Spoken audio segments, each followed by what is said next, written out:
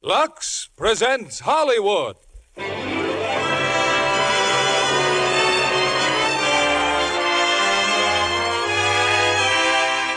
Lever Brothers Company, the makers of Lux Flakes, bring you the Lux Radio Theater, starring James Mason, Bobby Driscoll, and Nigel Bruce in Treasure Island. Ladies and gentlemen, your producer, Mr. William Keighley.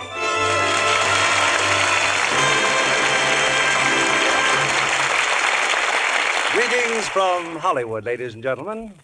If there is anyone in our audience who has not already read Treasure Island by Robert Louis Stevenson, then I envy you tonight's experience of hearing this exciting adventure story for the first time.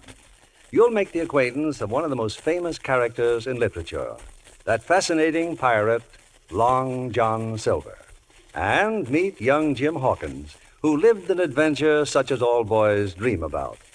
Treasure Island is also the first picture Walt Disney has produced without his cartoon characters. As the stars of this RKO release, we have James Mason, who I'm sure will now add Long John Silver to his list of fine characterization. Bobby Driscoll, one of the top young artists of the screen, playing his original role. And that excellent British actor, Nigel Bruce. They all combine to bring Treasure Island vividly to life. And I'm sure all housewives will treasure the new Lux Flakes.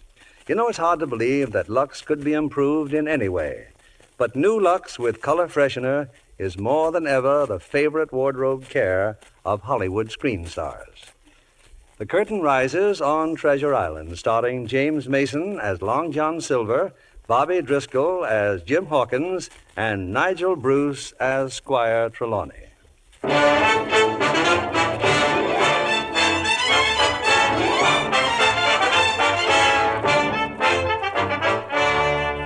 am leaving for London in the morning. They have convinced me, the Squire and Dr. Livesey, that my education is in sad need of repair, that it is time I thought of becoming a gentleman. I am not reluctant to go.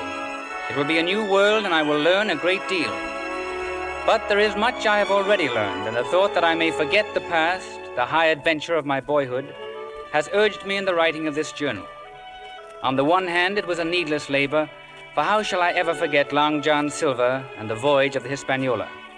On the other hand, time has a way of clouding the past, and it is a comfort to know that the whole story will always be here between the covers of this journal. The year was 1765, and then, as now, the Admiral Benbow Inn belonged to my mother. The wind still blows, the seas still crash, just as they did that late afternoon when the door opened and I saw a stranger on the threshold. Rum, boy. Glass double rum. Yes, sir. Rum, sir. Well, this is a quiet cove for certain. Which company, mate? No, sir. Not much, sir. Now, who'd be the owner here? My mother. She's gone into town, sir. Oh, you're all alone, eh? What's your name? Jim Hawkins, sir. And tell me, Jim, ever notice a seafaring man in this here grog shop? Name of Bones, mate. Captain William Bones. Bones, sir? No matter, boy, no matter. Just fill up the glass. He drank, threw me a coin, and left the inn. When I was sure he was gone, I dashed up the stairs. And then he asked for you, Captain. By name, sir. Captain William Bones. What sort of man, Jim? A one-legged man? No, sir, but he had a terrible scar. A scar on his face. Black dog. When you sees black dog, boy, you can be sure the man with the one leg ain't far off. Rum, Jim. Fetch me rum. But I can't, sir. I promised Dr. Livesey. Come on, boy. I said rum. But you know what he told you. He said it would kill you. Rum for the blood, boy. I got to get me strength again. I dared not leave the inn, and yet I couldn't stand there watching the old captain die before my eyes. I'd have to go for Dr. Livesey. I ran to the door, but as I flung it open, a man loomed up before me. Before I could move, his fingers, like iron, closed on my wrist. Now then, boy, take me to Captain Billy Bones or I'll break your arm. The man was blind. In his free hand, he carried a knobby stick, lifted now as if ready to strike. I led him across the room, but Captain Bones scarcely raised his eyes. He just sat there as in a trance. This is Captain Bones, sir. It's a friend come a-calling, Bill. It's Pew. Pew with a gift from your old shipmates. Blind Pew. He dropped a piece of paper on the table. Then he grinned and with no further word found his way alone out of the door. On the scrap of paper was a black spot and 2 words. Until dark, it says, Jim. The black spot. Until dark. But I don't know what you mean. They won't get it out of me. What's right for mine is mine. Give me a hand, mate. We'll do that one-legged man yet. Help me, Jim. Back to my room. Help me. Shaking and gasping, he opened an old sea chest. Then with a knife, he slit the lining of the cover. From it, he took a map. He staggered back for the stairs, but he never reached them. Captain! I'm done in, Jim. Bring help, boy. Yes, sir. Right away. Wait. Take the map. Keep the map. They may be back for it before you are, but not a word about it here. Yes, sir. Good boy. No mention of the map, and I'll go shares with you. Skip now, matey, and fast.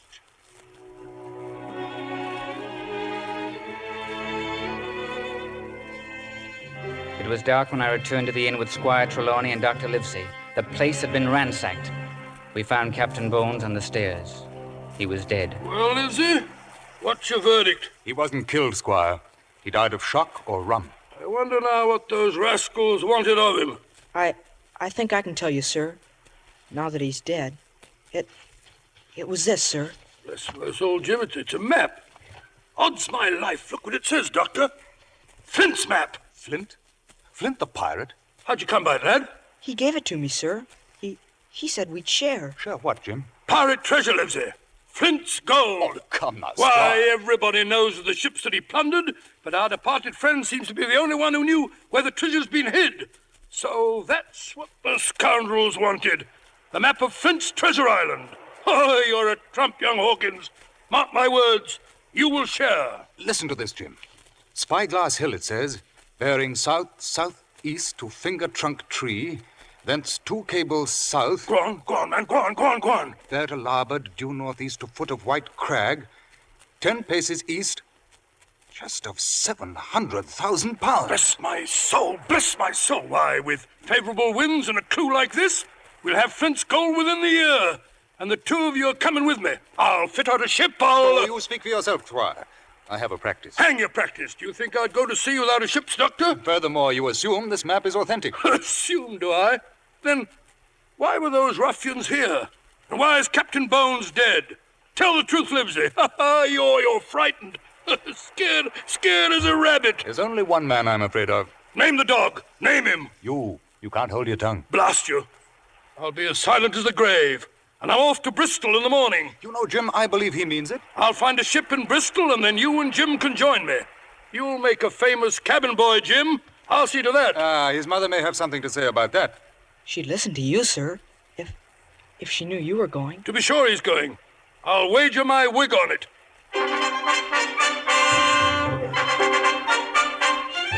Squire Trelawney kept his wig. I was still in a delirium of joy when I found myself many days later on the wharves of Bristol.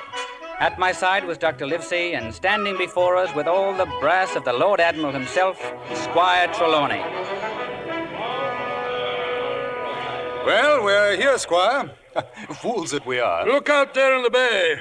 There she rides, gentlemen. A ship.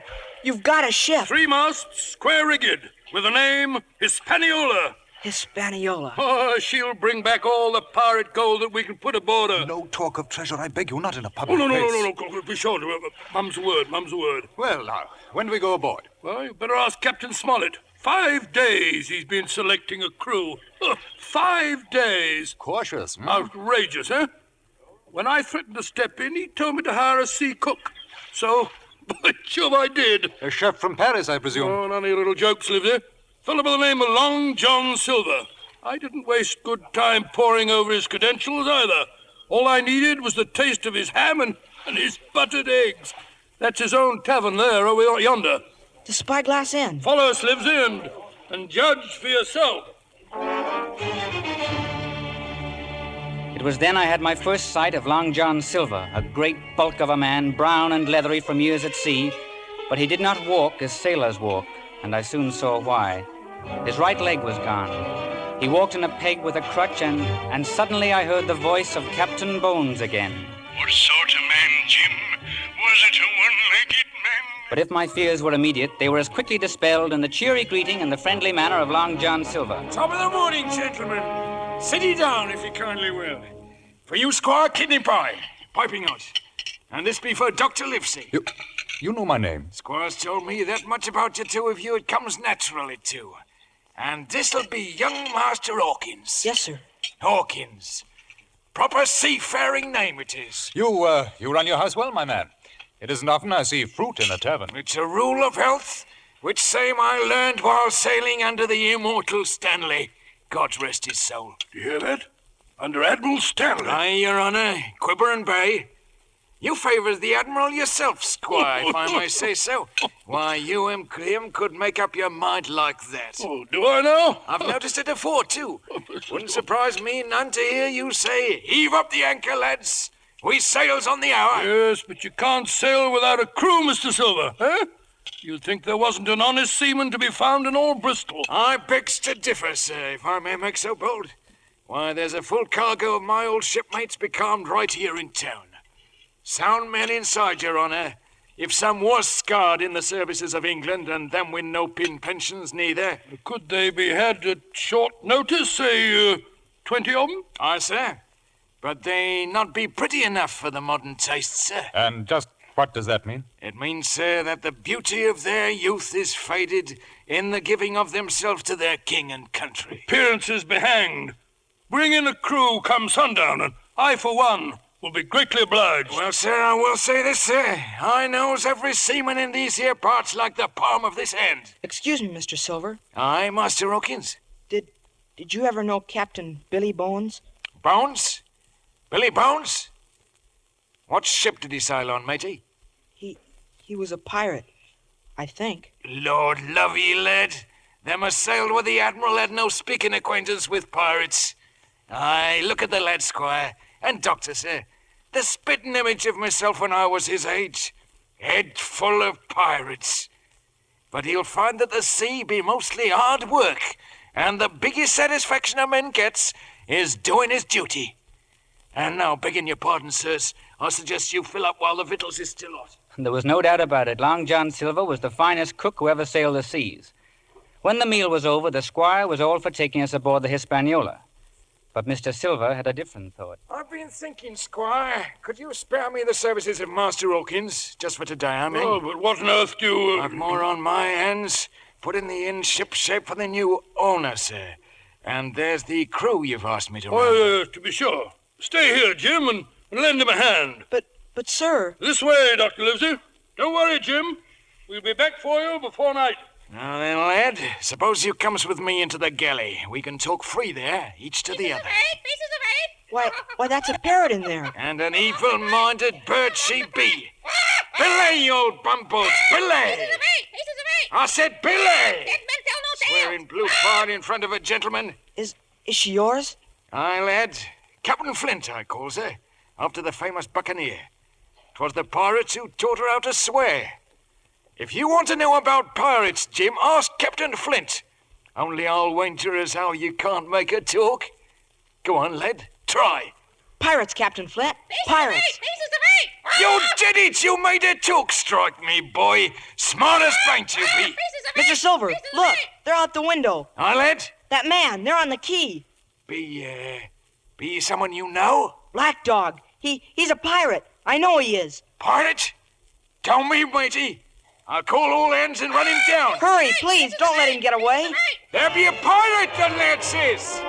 Do your duty, men. The men left the tap room. Through the window, I saw them hail Black Dog. He turned quickly and ran, the others after him. But I could not help thinking that they were letting him escape. He got away, lad. Too quick he was. A pirate, eh? What was he doing here, I'd like to know? I don't know. Black Dog, eh? Black Dog, I'll black dog him. That's a pistol. Aye, and all loaded, matey. Here, feel the balance. Gee, it's a fine pistol, Mr. Silver. Mind the trigger guard. Solid silver. Special made for Admiral Stanley, who gave it to me, rest him, for loyal and conspicuous service. Do you think you could shoot it? Oh, yes, sir. I might have known. Smart as paint, just like I said. Put the pistol in your pocket, boy. And if you clamps your lights on that there black dog, repel boarders. Yes, sir. You see, I knows a lad I can trust whilst I'm out doing my duty by the squire. You're leaving? And when I comes back, I'll have a crew, and you'll have a sidearm. You mean to keep? That's my meaning, matey. Now, be we shipmates? Shipmates. It's a fine, bold shake of the hand you've got, Master Hawkins. Clear sailing, matey.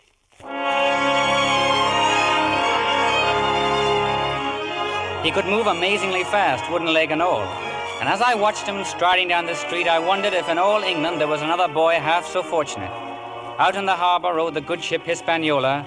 Our voyage buried treasure, and Long John Silver was my friend.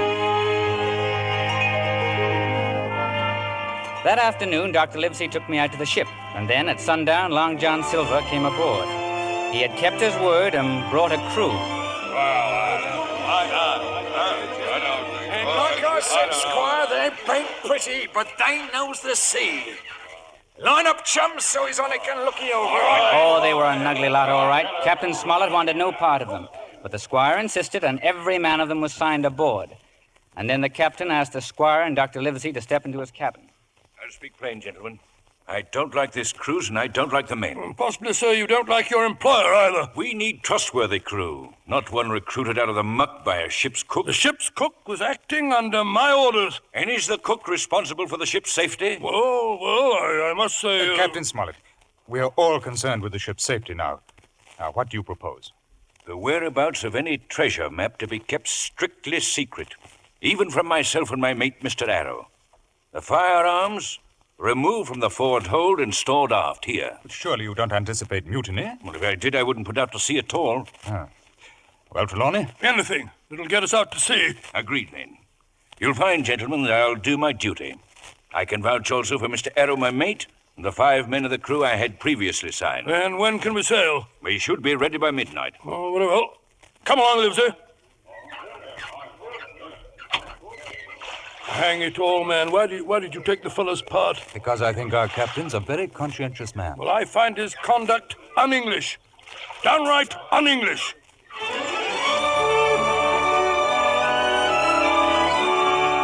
That night, in the full of the moon, the sails of the Hispaniola bellied out to the wind. Our voyage had begun. I stood watching the lights of Bristol disappear, and then I was aware that someone stood behind me, and a hand clamped down on my shoulder. Look hard, Jim Hawkins. It's many a day afore you see Bristol Harbour again. And you'll see other sides, matey. Things you'll never forget so long as you be alive.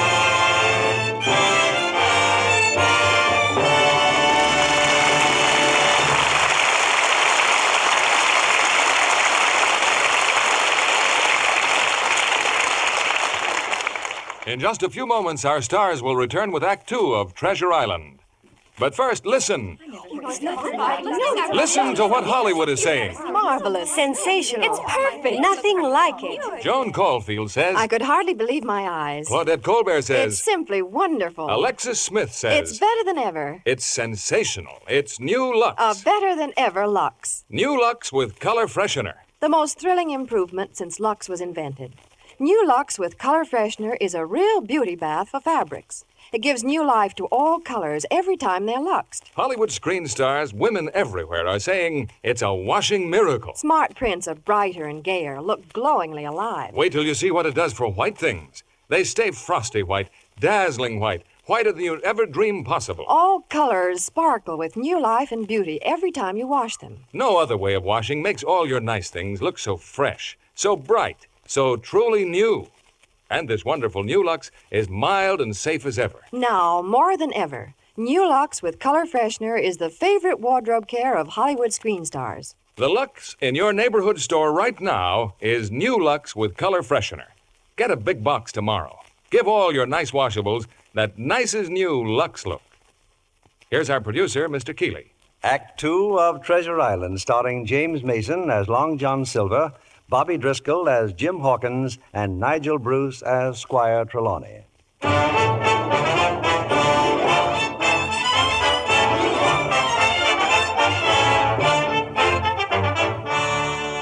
We'd been at sea for almost a month without incident until one afternoon Captain Smollett had reason to call all hands on deck. Mr. Arrow, the mate, had found a pistol in one of the seamen.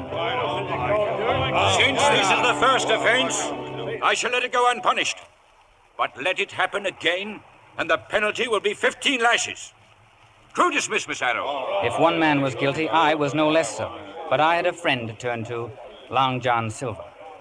So I'll have to turn in my pistol, too, won't I? You know, yeah. It'd go hard with Long John if you was to turn it in now. But why? Well, here's a captain with a suspicious turn of mind, and here I am, handing out firearms to an able-bodied seaman like yourself. But I'd do no harm with it. Would you keep it out of sight? Oh, yes, always. And you ain't given to no rum drinking neither, are you? Oh, no, sir. Nor quarrelsome neither. So as my advice, Jim Hawkins, is keep the pistol and no art to nobody. Whatever you say, I'll do. Thank you, mate. Thank you. 15 lashes, just 'cause I wants to protect myself. Avast! It's time you learned George Merry just who is captain and who gives the orders. A captain wouldn't have that mite around sticking his nose into forecastle business. You lay your finger on Mr. Arrow and you'll answer to me, George. Personal.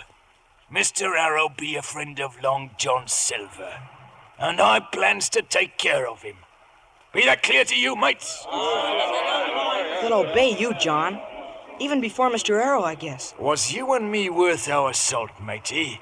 We'd think out of a way to sweeten Mr. Arrow's disposition. Like something special for his supper. A plum pudding, maybe, for a cold, stormy night. Stormy night? She's clouding up, Jim. We'll rock proper come evening. Only plum duff ain't no better than bilge water without rum. Can't you get rum for cooking? And have Captain suspect me of sneaking double grog? Then why don't I ask Squire for some? Without Captain knowing? I'm sure I could. Blow me down, you're a good un, Jim. I seen that from the start. Get the rum, boy. Bring it below. We ran into weather that night just as Long John said we would. The crew and the forecastle were slow to change watch. Mr. Arrow came below to rouse them out. Starboard watch on deck! Lively now! Starboard watch on deck! Mr. Arrow, could you spare me a moment, sir? Well? If you'll step in the galley, sir. Plum duff. Made special for you, sir. I'm obliged, Mr. Silver. Then have your fill, sir. And this here bottle is what gives it its flavour.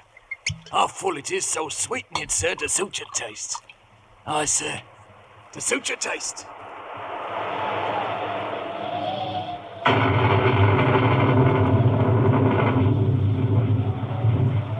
The bottle of rum was empty when Mr. Arrow went up on deck.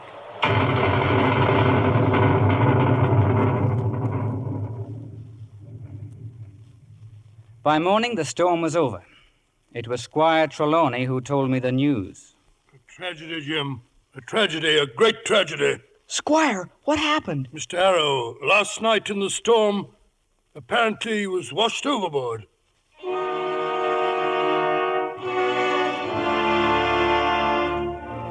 The Hispaniola sailed on, and even I began to wonder if this long voyage would ever end.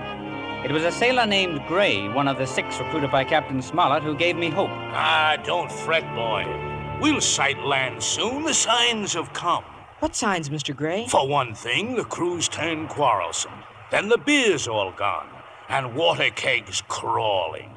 Sure signs, boy, of a landfall. But there's still some apples left in the barrel. Well, when the last one's ate, we'll sight land for sure. Then I'm going below and eat them all. I went below to the apple barrel. It was a huge barrel, and being almost empty, I found I had to climb in to get at the few that were left. A moment later, I heard voices, the crew, and among them, Long John Silver.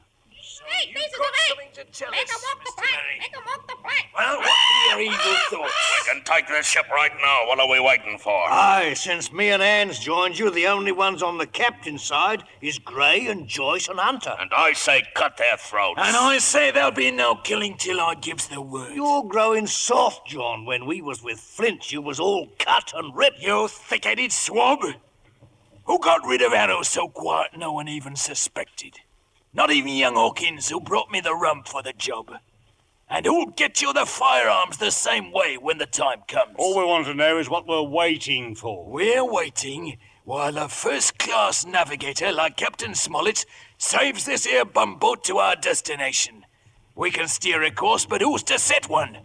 Such being the case, you wait till I give the signal. Eating forecastle grub while them in cabins has meat and wine and rum. When a thirst be upon you, George Merry, bite into an apple real savage. I've a mind to chew one now, myself. There be the bear, old John, but you got to reach for him now. You just drop a knife on one, Mr. Hands, and plucks it out. I heard his knife slip out of the sheath. I saw the blade poised over me, but it never descended. On deck, Mr. Gray had sighted land.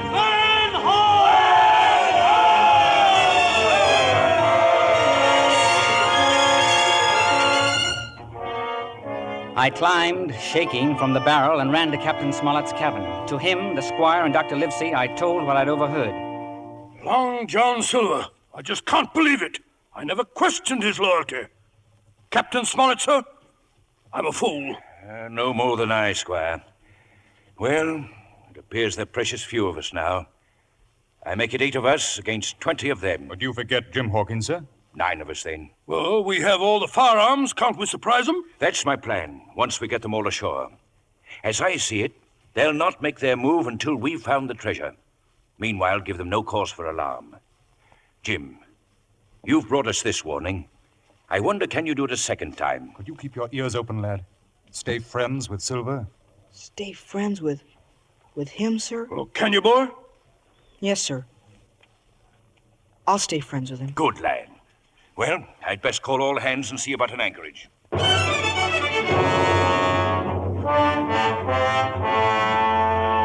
never seen that island before. Now then, have any of you ever seen that island before? Oh, yes, sir.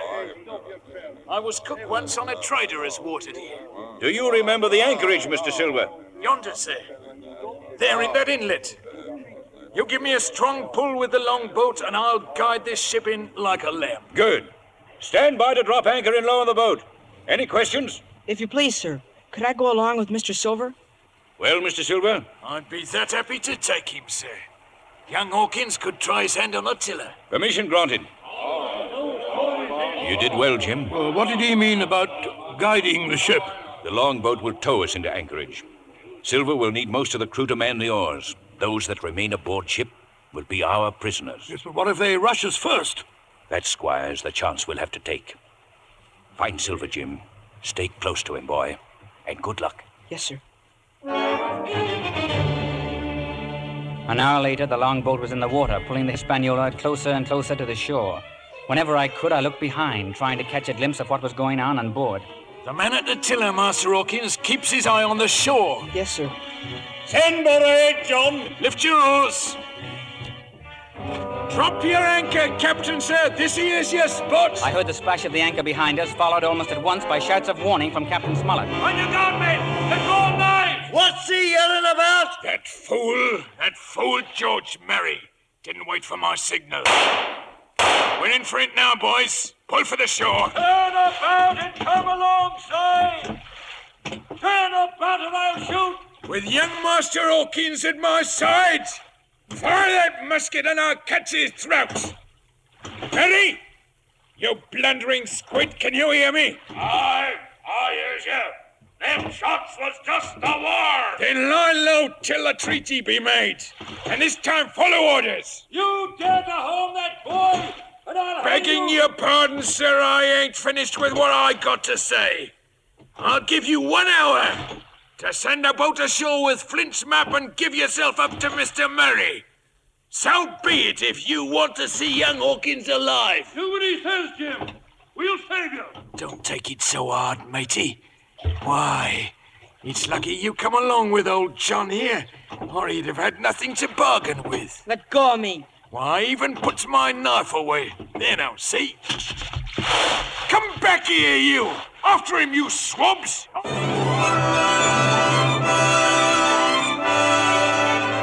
I had jumped into the shallow water and struggled for shore. It was heavily wooded beyond the beach, but how long I could elude them, I didn't know. I could hear them crashing through the brush after me. But gradually the sound of my pursuers grew distant. They'd gone inland, and later a wisp of far-off smoke revealed they were making camp. As I turned for the shore, something sprang at me from the bushes. It was the figure out of a nightmare. I drew the pistol Silver had given me and... No! No! Don't shoot! Don't! I'm poor Ben Gunn, I am. You wouldn't harm poor Ben Gunn. Out of my terror, I saw a human being, scrawny, long-haired and bearded, his bones covered with pieces of tattered canvas. He was on his knees now, imploring me. It's just me, poor old Ben Gunn, what hasn't spoke to a Christian these 5 years now. 5 years? Were you shipwrecked? Nay, mate, marooned. Tell me, that ship, would that be Flint's ship? No, Flint's dead. But I seen his men. I seen them come ashore. Some of them are Flint's men, but they got aboard by trickery. Aye. And is there among them a man with one leg? Long John Silver. And I hate him. Oh, he's come back. I'm as good as dead. It was him as marooned me. What be your tack now, young master? Well, if you could help me row a longboat. Boat, says you. Ben Gunn's your man, says I. What might you call yourself, mate? Jim. Well, now, Jim, you just follow Ben Gunn. Not a sign of anyone on the beach, Squire.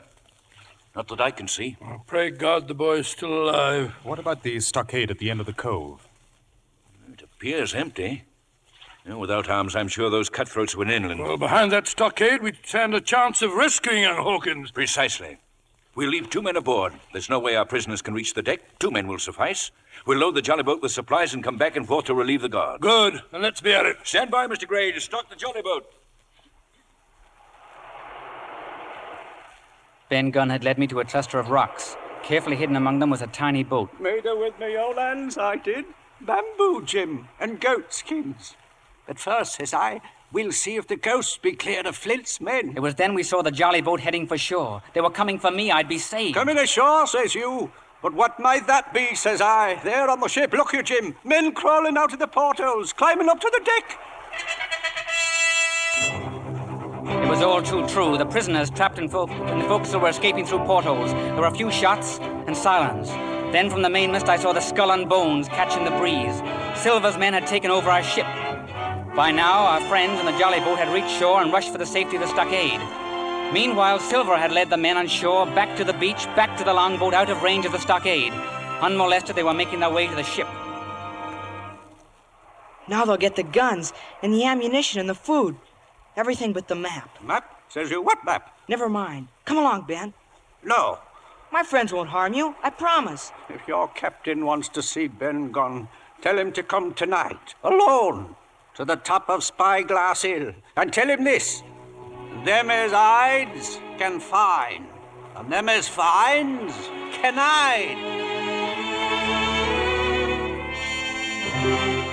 In the stockade, I was welcomed as one returned from the dead.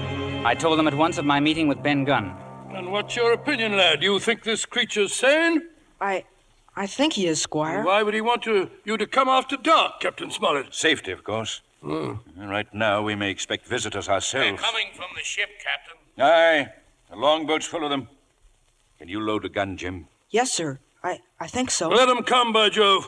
They'll find us ready for them. There's Silver, sir, with a flag of truce. Truce, eh? Take your positions, men. I'll see what he wants. Open the gate, Mr. Gray. Aye, sir. Now close it. And shoot with the first false move.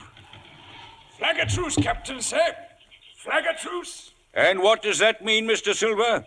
Captain Silver to come aboard, sir, and make terms. Captain Silver? Who's he? It's me, sir. Those poor lads yonder have chose me captain, sir, after your desertion of the ship. Stay under cover, lads, and wait for me. Open the gate, Mr. Gray. You'll have patience, Captain, sir, seeing as how I makes me way on but one pin and a crutch.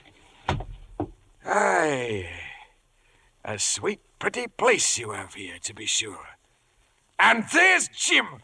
I'll be my little matey, eh? I've nothing to say to you. And Squire and Doctor.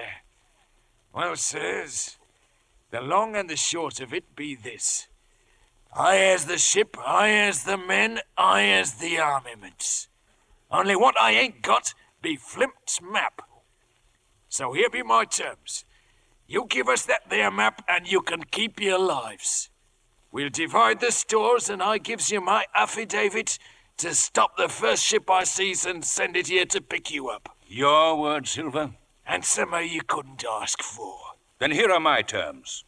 Have you come here one by one, unarmed, I'll clap you all in irons and take you home to stand fair trial. Well spoken, Captain Smollett. Now listen to me, John Silver.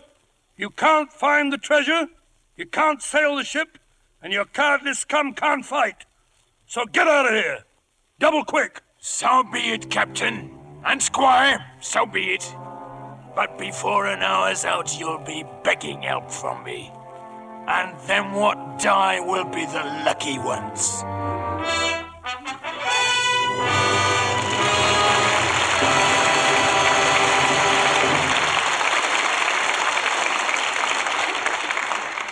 After a brief intermission, we'll resume with Act 3 of Treasure Island. Tonight, I've chosen as our guest 12-year-old Catherine Beaumont, because she is the voice of Alice in Walt Disney's delightful new Technicolor version of Lewis Carroll's classic, Alice in Wonderland. You posed for the artist, too, didn't you, Catherine? Yes, I did, Mr. Keeley. But you won't see me on the screen. I just serve as an inspiration to the artists. And a very lovely inspiration. You know, you're so much like the original Alice. You were also born in England, weren't you? Yes, and we lived there all during the war. You must have thoroughly enjoyed acting out the adventures of Alice in Wonderland. Oh, yes, it was great fun. I just can't wait to see the picture when it's released next summer. You know, Mr. Disney has drawn the characters just exactly the way I've always pictured them. The Mad Hatter, the Queen of Hearts, the White Rabbit. Yes, they're all there in Alice's adventures, Mr. Keeley. And for me, well, being Alice was like having a wonderful dream suddenly come true. A dream come true. That's the way screen stars feel about new Lux, Catherine. Lux with color freshener. It's the greatest improvement ever made in wonderful Lux Flakes. Oh, Mummy uses Lux for all my things, Mr. Kennedy. Now, do you know why those white pinafores of yours stay so beautifully white? And why your dresses stay so bright and gay every time they're washed? It's new Lux with color freshener. I say, can this new Lux do everything, Mr. Kennedy? Just about everything, Catherine.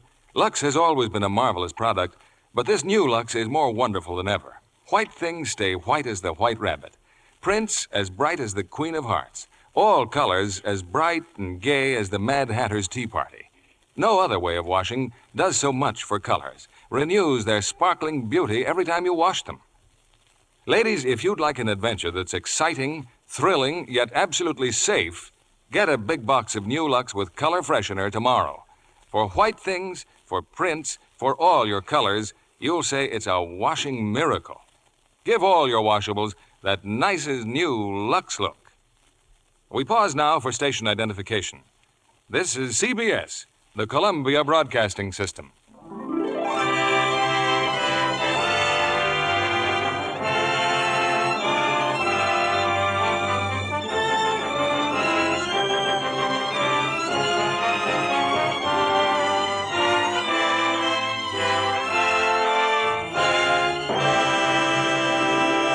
Curtain rises on Act 3 of Treasure Island, starring James Mason as Long John Silver, Bobby Driscoll as Jim Hawkins, and Nigel Bruce as Squire Trelawney.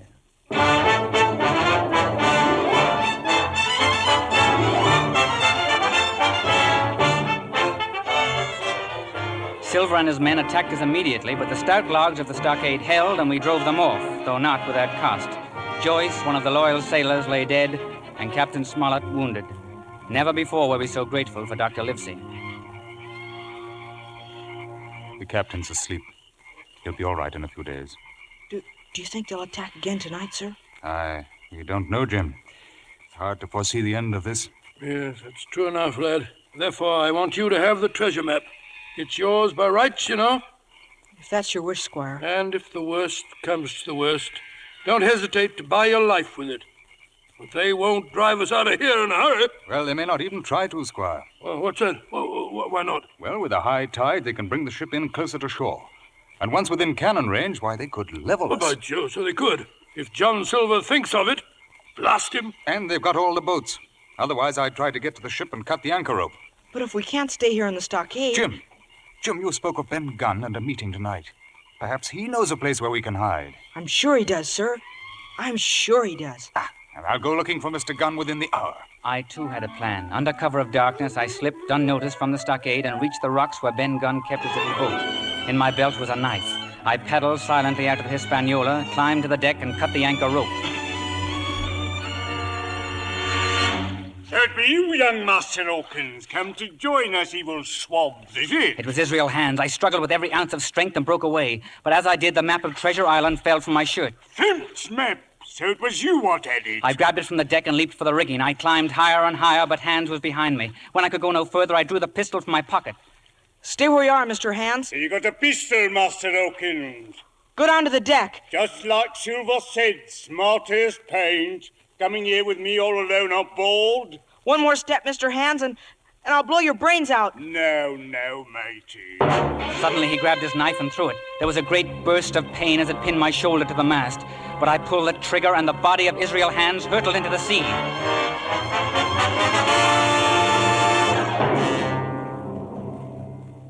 I clung to the ropes and pulled out the knife, but for moments after I was unable to move.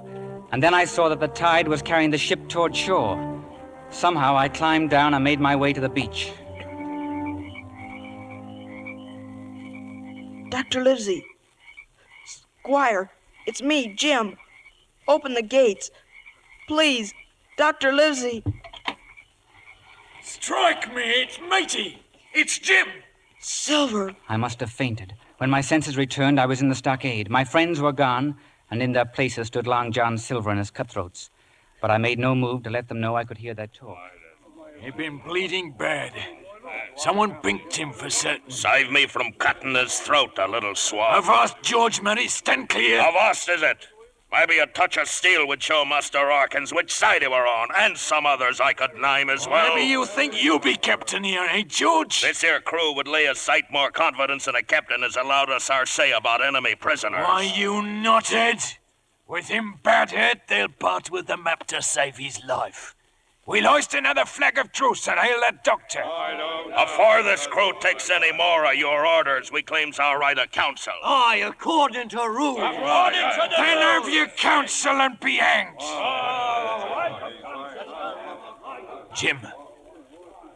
Jim, can you hear me? Where's Dr. Livesey and the squire? They give us the slip, lad, during the night.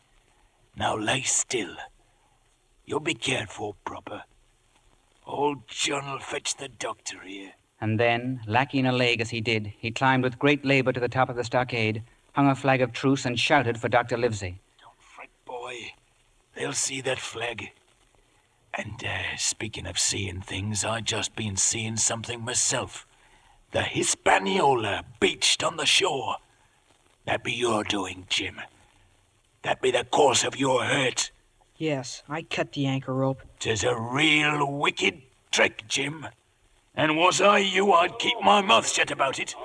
We finished counsel, Mr. Silver. This be for you. A piece of paper, is it? With a spot of black on it. And the word deposed. Wrote very pretty, George. We're choosing a new captain, and do they vote me in? I'll see. There'll be no voting until the treasure map be disposed of. Until then, the black spot ain't worth a biscuit. Map or no map, we ain't giving up no hostage till we lays hands on treasure. And I'll be here to find same without the map. Silver! It's him, the doctor. He's seen the flag. And they too, all of you. It's young Hawkins, sir. He be hurt. If Jim's there, bring him out of the stockade. If I set you out yonder, Jim, do you give me your affidavit not to slip cable? Yes, word of honor. Stand by while I parleys. And a sharp lookout on all sides. My eyes be on a man what's trying to get a foot in each camp, and him with only one leg. We met some 50 yards from the stockade. As gently as he could, the doctor dressed my wound. Taken to knifing boys, eh, Silver? Not me, sir. Why, if it hadn't been for Long John, he'd have had his throat cut. He got aboard that Hispaniola, sir, which same he's gone and beached. He's what? Last night. Yes. Even so, when I found the lad, After he be, I says to myself, John, you've got to save that dear boy. Oh, so Captain Silver wants to join us again, huh? Yep. I'll be honest and open with you as I always am. I do. I thinks gold dust of this dear boy. Took to him like pitch, I did. You'd have killed me yourself if you'd have had the map. But you'll never get it. I'll die first. But I got the map, Jim. Be this the same or be it not? Doctor, he's got it. Last night when I picks you up outside the fort, there the map be in your shirt. But old John ain't human, he ain't. He didn't care about saving his little mate's life. All he wanted was this here map. And what good's a treasure without a ship to haul it? And what good be a ship, sir, if only to haul me to the hangman? Now, was I to further preserve young Hawkins' life, do you think you could save mine? You can save Jim. I could guard the boy from them there scum, but they'll not give up till they sees the treasure dug. I want to speak with the boy alone. Speak and be welcome. I'll stand off. Jim, I don't know how you managed to save us that ship. But I lost the map. Your safety's far more important. Now listen, I'll make a quick break to draw their fire. And then before they have time to reload, start running for the woods. The woods, sir? Yes, we're with Ben Gunn. He knows a dozen hiding places. No, I can't. I gave Long John my word. They would have killed me. They would have killed me long before it hadn't been for him. But Jim, don't... Yes, perhaps you're right. All right, Silver? Aye, sir. Now, you stay close to this boy. If we get out alive, I'll do my best to save you. You couldn't say more, was you my own mother? No, heaven forbid. Good luck, Jim. Back in the stockade, Long John Silver told the men he had just got the map from Dr. Livesey. And now, boy Sunday, I will resign. Elect anyone you please to be your captain. I'm done with you. At once the treasure hunt was underway. They followed the map with unholy care, and in a frenzy they started to dig, clawing at the ground like animals. In a matter of minutes they struck the chest. Wild-eyed and gasping, they heaved it to the surface and broke it open.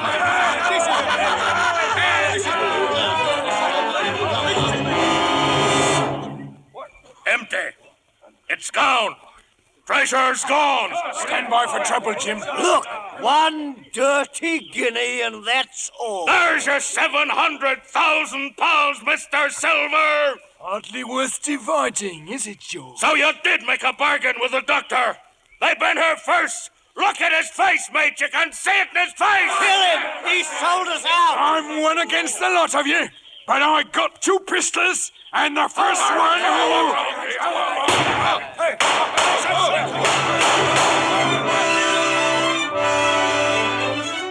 Long John Silver had fired only once. The other shots came from Dr. Livesey, the Squire, Mr. Gray, and Ben Gunn. Unprepared for this sudden attack, the pirates were now our prisoners. Ben Gunn! To think it was you what done me. How do, Mr. Silver? Pretty well, I thank you. What happened to Flint's gold, says you? Ben Gunn's cave, says I. Cave? What cave? That's true enough, Jim. That's where we've been these many hours. It's all there, lad. A treasure beyond dreams. Save 1 dirty guinea. So it was, just as the squire said, treasure beyond dreams. First came the task of taking our prisoners to the Hispaniola, then the matter of loading the treasure, and after that, back to shore for Long John Silver. I've been thinking, Captain Smollett, as to how you'll ever clear the vessel and get her out to sea again. Hide tight in a stretch of canvas and she'll float off whenever we've a mind. Yes, and that brings us to your fate, Mr. Silver. I stands as ever, sir, ready to do me duty. And happy I am to think I had some small hand in saving young Master Hawkins. And does that clear you of the crime of mutiny? Please, Squire. He did save my life. Then, my boy, you're free to testify on his behalf. He'll have a fair trial in Bristol. And now, Captain, I'll take this scoundrel back to the ship and clap him in arms. But not alone, Squire. Mr. Gray, you and Jim, take them in the longboat. Not a move out of you, Silver. Only your monkey shines, mind you. Would you permit a word, sir, with matey? Talk your fool head off for all I care. Thank ye. Thank you kindly, sir. Jim, lad. I'm thinking of Captain Flint, I am. She be still in the stockade. Will you take the parrot, boy? Only remember she can't abide a cage. None of us likes cages, Jim. I couldn't, Long John. You be fond of the bird, ain't you? I'd like to keep her, but she'd only remind me of you. Well, no matter. Though I would dearly love to leave a trinket to a lad I respect. Keep your hands in plain sight, Mr. Silver. Me answer? They'd just be patting the boy, sir. Oh, even so, Look out! He's got my pistol! Put that down! Put that gun down! Put it down! Patting him I was, sir, and what should I come up with but this? Now, drop your oars! Into the water, Mr. Gray! Jump and swim for it, you too, Squire! Confound you! I'll have you hanged on the ship! If I may make so bold, sir, I'm borrowing this longboat. So, over you go. Oh, you monster! How can I swim to shore? Just spread your blubber, Squire. Might be as you can float. As for you, Jim. I'll jump. You don't have to tell me what to do. Belay now. I can't row and steer both, so I'm asking you to set me a true course through the channel and I'll put you off on yon piece of rock. And if I don't... It's the last thing I'll ever ask of you, matey. I took the tiller. I sat in silence as he rowed desperately. It was a narrow channel. Finally, I saw my chance. I yanked the tiller and drove the boat into a sandbar. You put us on a bar. Climb over and shove me off. I'll take no orders from you. And you can't do it yourself, can you? Not with one leg. You put me on here and now you'll shove me off. Or by the powers, I'll crack your neck. They're coming after me in the jolly boat. And they'll take you, and they'll hang you for your crimes. They'll take you to Bristol and... They can't hang you, John. Jim, boy. Jim. That's it, lad. Shove her nose out. I might have knowed you'd never let him hang your own shipmates. I'll hoist a bit of sail out yonder. I'll make it safe enough. Goodbye, matey. Good luck to you.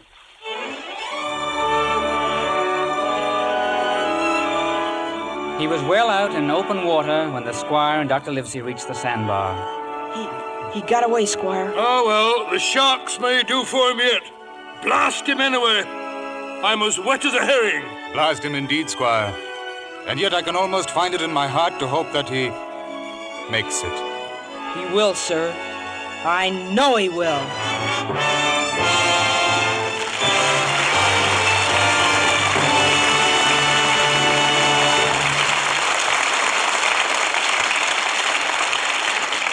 Before our stars return for their curtain calls, here's Libby Collins with the movie news of the week. News about two premieres. First, one of the most important Hollywood premieres in recent years.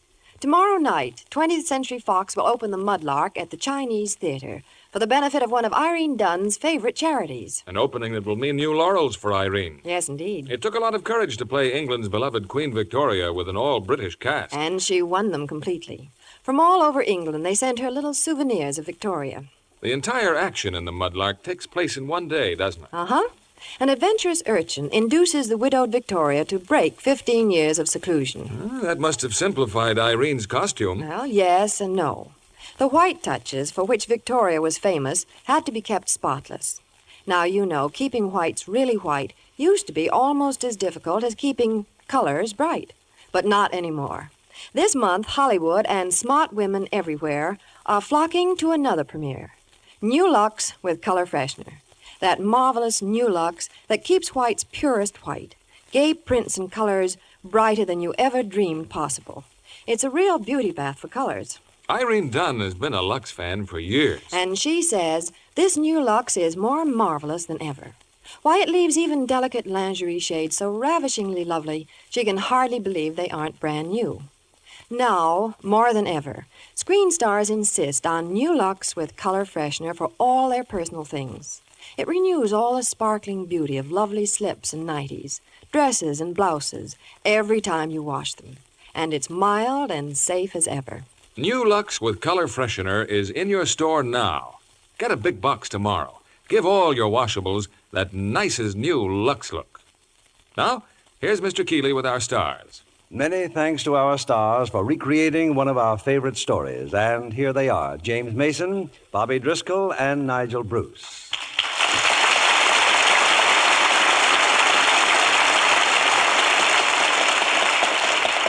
Bobby, you've appeared in Walt Disney's pictures before, haven't you? Oh, yes, but I didn't like playing in them as well as Treasure Island. Why was that, Bobby?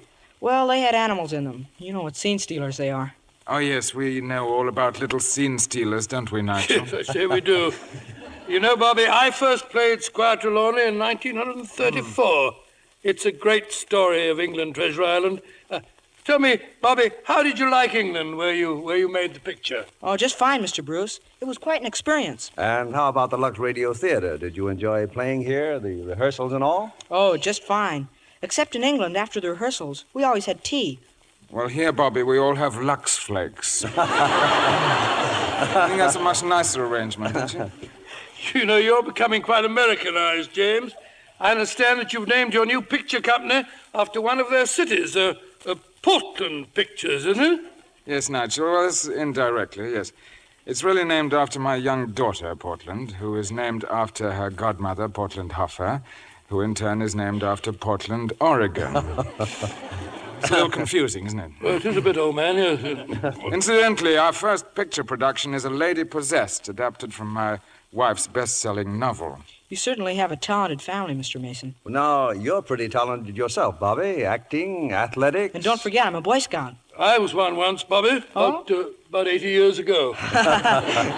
Bill, I understand that next week your play is a romantic comedy. Yes, James, it's that entrancing one from Universal International Studios, Louisa.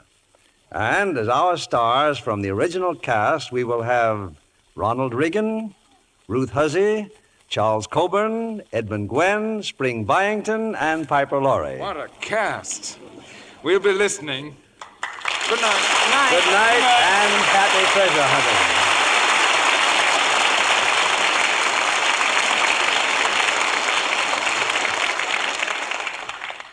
Here's the bargain of the year.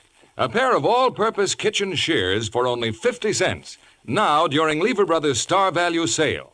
These sturdy shears are actually worth $1.25, but they're yours for only 50 cents and 2 wrappers from Lux Toilet Soap. You'll find dozens of uses for these heavy-duty shears. They're wonderful for cutting cardboard, twine, fabrics, and flower stems, for cleaning and boning fish, cutting up chickens, even opening bottles and cracking nuts. They'll last for years, and you can have them for only 50 cents, plus 2 wrappers from Lux Toilet Soap. Send coin and wrappers with your name and address to Shears, Box 16, New York 46, New York. Order several pairs. They make grand shower gifts, marvelous bridge prizes. I'll repeat that address. Shears, Box 16, New York 46, New York. For every pair ordered, send 50 cents with 2 wrappers from Lux Toilet Soap. This offer expires March 31st. Send for your all-purpose kitchen shears today.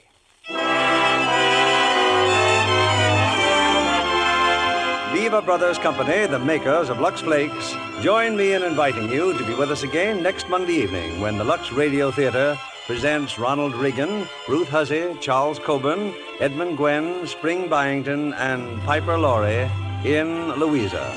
This is William Keeley saying goodnight to you from Hollywood.